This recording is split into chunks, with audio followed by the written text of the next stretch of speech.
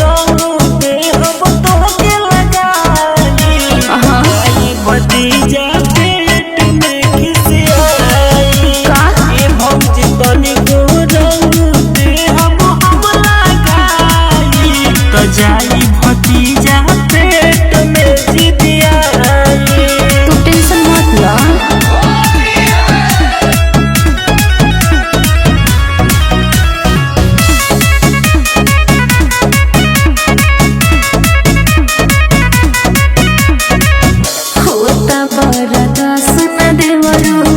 देर जानी को रंग वाला हाथ हमारा गाल पर गरा।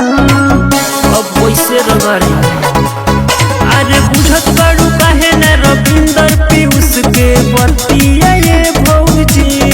अच्छा डाल देबू रंग जब भीतरी तो छोड़ दी है भैया ये भौजी। चललू अब देवरो ना हमसे रिक्वेस्ट कराई। ए भौजी तनिको रंग दे हम लगाई। तो जाई भतीजा पेट में खिसियाई। ए भौजी तनिको रंग दे हम तोहके लगाई। तो जाई भतीजा पेट में जिदियाई। अरे ना खिसियाई।